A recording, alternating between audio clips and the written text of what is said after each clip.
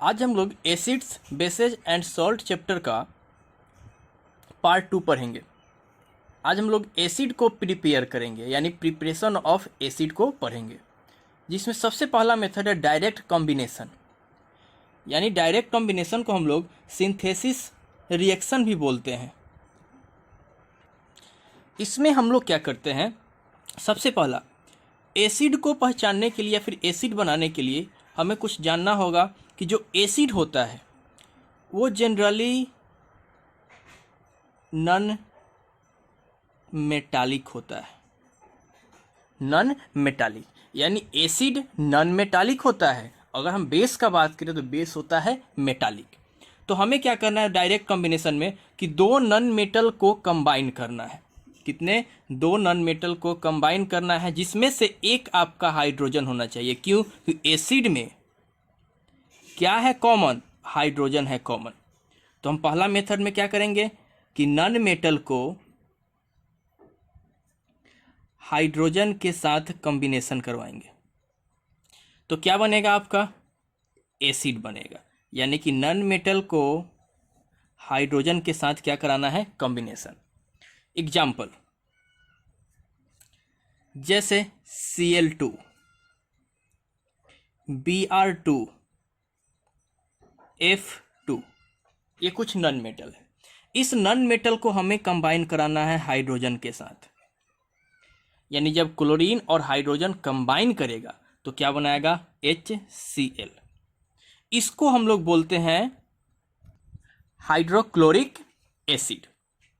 ठीक है, तो डायरेक्ट कॉम्बिनेशन है किसका? दो एलिमेंट का। इसको हम लोग क्या बोलते हैं? Synthesis reaction. केमिकल रिएक्शन में हम लोग पढ़े थे कि combination of two elements is called क्या चीज? Synthesis reaction. तो एक नॉन मेटल और दूसरा हाइड्रोजन। फिर हाइड्रोजन को कंबाइन करेंगे Br2 यानी ब्रोमीन के साथ, तो क्या बनाएगा? HBr। इसको हम लोग बोलते हैं हाइड्रोब्रोमिक एसिड। Hydrobromic acid. ठीक है, तो देखिए दोनों में कॉमन है हाइड्रोजन, लेकिन दूसरा क्या है? Non metal. डायरेक्ट कॉम्बिनेशन हो रहा है। F2 यानी फ्लोरीन, इसको हाइड्रोजन के साथ कंबाइन करवाएंगे तो बनाएगा HF, हाइड्रोफ्लोरिक एसिड। HF क्या चीज? Hydrofluoric acid. तो हमें क्लास 10 में जनरली इस एसिड से मतलब है।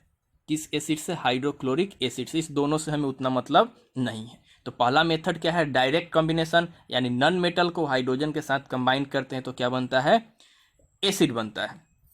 दूसरा मेथड है हम नॉन मेटल ऑक्साइड को वाटर के साथ रिएक्ट करवाकर एसिड का फॉर्मेशन करेंगे। यानी दूसरा क्या है? Reaction of non metal oxide with water.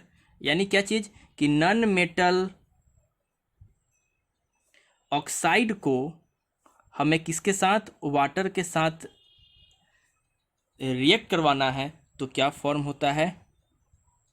Acid form होता है। क्या फॉर्म होगा? एसिड। जैसे एग्जाम्पल से देखते हैं, एक SO2 sulphur dioxide non metallic oxide, SO3 sulphur trioxide non metallic oxide, NO2 nitrogen dioxide, और एक ले लेते हैं CO2। ये क्या है? नॉन मेटालिक ऑक्साइड है। इसको हमें वाटर के साथ रिएक्ट करवाना है।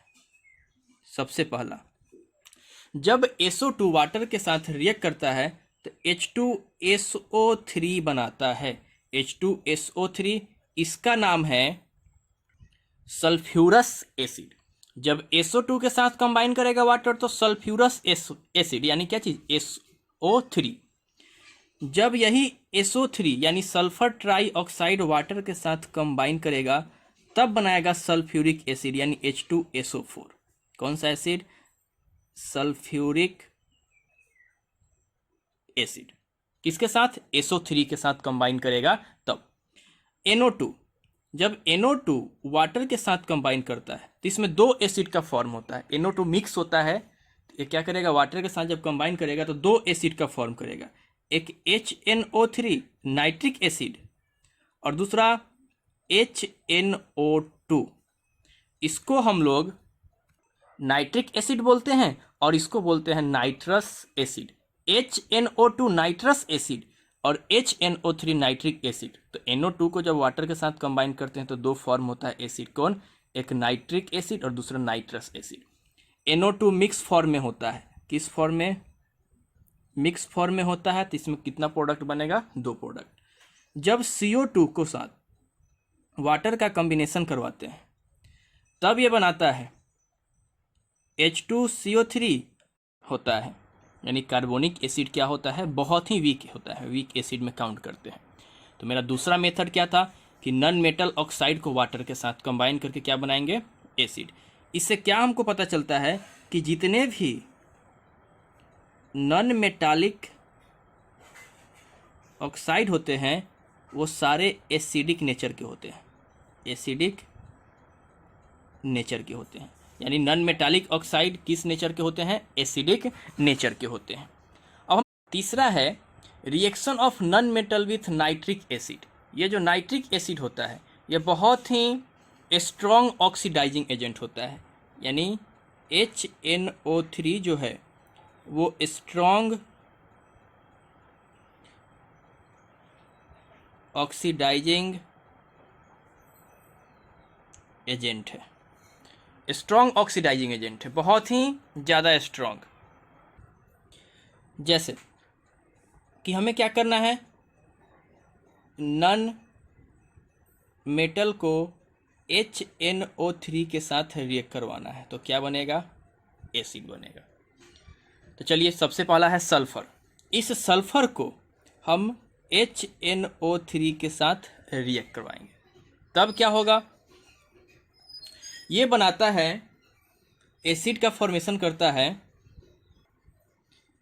H2SO4 सल्फ्यूरिक एसिड, साथ में वाटर का भी फॉर्मेशन होता है और साथ में नाइट्रोजन डाइऑक्साइड का भी फॉर्मेशन होता है।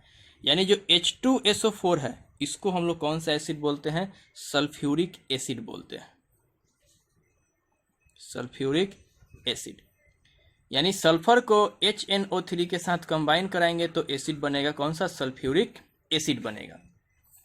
दूसरा, HNO3 को यानी कि फास्फोरस के साथ HNO3 को क्या करेंगे? रिएक्ट करवाएंगे, तब इसमें फास्फोरिक एसिड बनता है H3PO4 और फिर से वाटर और साथ में नाइट्रोजन डाइऑक्साइड। इसको हम लोग बोलते हैं फास्फोरिक एसिड बोलते हैं। कौन सा एसिड? Phosphoric acid. कार्बन को HNO3 के साथ रिएक्ट करवाएं तो हो सकता है रिएक्शन हो या ना हो। अगर रिएक्शन होगा तो बनाएगा क्या चीज़? H2CO3 और साथ में क्या चीज़? H2O और NO2। अब ध्यान देना है यहाँ पे, ये बहुत ही वीक एसिड होता है। तब ये क्या करता है? ये HNO3 इसको क्या कर देता है? ब्रेक कर देता है। इस H2CO3 को क्या कर देता है? ब्रेक कर देता है। यानी क्या करेगा? ये जब टूट जाता है किस में? कार्बन डाइऑक्साइड में और क्या चीज़ में? वाटर में। ये बहुत ही वीक एसिड होता है। इसके कारण से क्या होता है? ये इसको ब्रेक कर देता है, यानी इसको क्या करेगा? तोड़ देगा। किसमें किसमें? कार्बन डाइऑक्साइड में और क्या चीज़ में? वाटर में। ये बहुत ही ज़्यादा स्ट्रॉन्ग ऑक्सीडाइजिंग एजेंट होता है। तो इस रिएक्शन को, यानी कि reaction of non metal with क्या चीज़? नाइट्रिक एसिड को हम लोग क्या बोलते हैं? ऑक्सीडेशन ऑफ नॉन मेटल भी बोलते हैं। यानी ऑक्सीडेशन प्रोसेस से हम लोग क्या किए? एसिड का फॉर्मेशन किए हैं। नेक्स्ट प्रोसेस है जो लास्ट है, एसिड को हम लोग प्रिपेयर करते हैं सॉल्ट से और नॉन वोलाटाइल एसिड के रिएक्शन से। तो यहाँ पे जो नॉन वोलाटाइल एसिड होगा वो होगा H2SO4। यानी सॉल्ट को हम H2SO4 के साथ जब रिएक्ट करवाएंगे तो एसिड बनता है वोलाटाइल। वोलाटाइल एसिड का फॉर्मेशन होता है, जैसे कि HCl और HNO3। मतलब ये वोलाटाइल का मतलब क्या होता है कि वो इवेपोरेट हो जाता है आसानी से। वोलाटाइल एसिड का मतलब क्या है कि जब उसको छोड़ते हैं रूम टेम्परेचर वगैरह पे या फिर बाहर में जब छोड़ते हैं तो इस एसिड का इवेपोरेशन होना शुरू हो जाता है, यानी वेपर में कन्वर्ट होना शुरू हो जाता है। तो नॉन वोलाटाइल एसिड के मदद से हम लोग क्या बनाएंगे? Volatile acid. जैसे हम क्या लिखेंगे? इस सॉल्ट को क्या चीज, नॉन वोलाटाइल एसिड के साथ क्या करेंगे, कंबाइन करेंगे, तो बनेगा क्या चीज, वोलाटाइल एसिड। एग्जाम्पल से हम लोग देखते हैं, जैसे कि हम लोग सॉल्ट लेते हैं NaCl, सोडियम क्लोराइड, बहुत ही आसान फॉर्मूला है सोडियम क्लोराइड का, NaCl। इसको हम लोग नॉन वोलाटाइल एसिड यानी H2SO4 के साथ जब कंबाइन कराते हैं तो ये बनाता है NaHSO4 और साथ में HCl। ये जो हाइड्रोक्लोरिक एसिड है, ये क्या चीज़ है, हाइड्रोक्लोरिक एसिड जो वोलाटाइल है। और यहाँ पे जो बना NaHSO4, इसको हम बोलते हैं सोडियम हाइड्रोजन सल्फेट, या फिर सोडियम बाई सल्फेट भी बोलते हैं। ठीक है, तो ये जो HCl फॉर्म हुआ ये वोलाटाइल एसिड है, यानी ये इवेपोरेट होना शुरू होता है। तो एक नॉन वोलाटाइल एसिड से क्या फॉर्म किए, वोलाटाइल एसिड।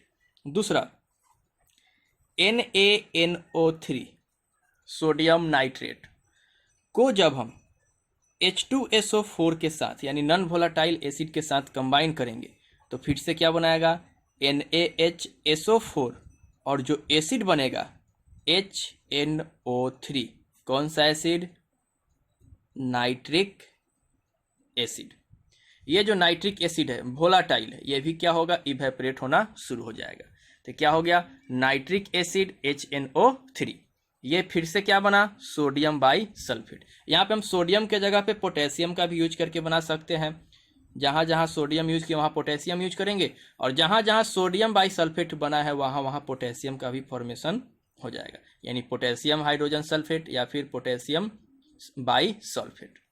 ठीक है, तो यहाँ पे जो एसिड बना ये कौन सा एसिड है, वोलाटाइल एसिड। तो कैसे बनाए हैं हम लोग कि एक नॉन वोलाटाइल एसिड के मदद से किसका फॉर्मेशन किए हम लोग, वोलाटाइल एसिड का फॉर्मेशन किए हैं। तो ये क्या था, प्रिपरेशन ऑफ एसिड था, यानी एसिड को हम लोग क्या किए हैं, प्रिपेयर किए हैं।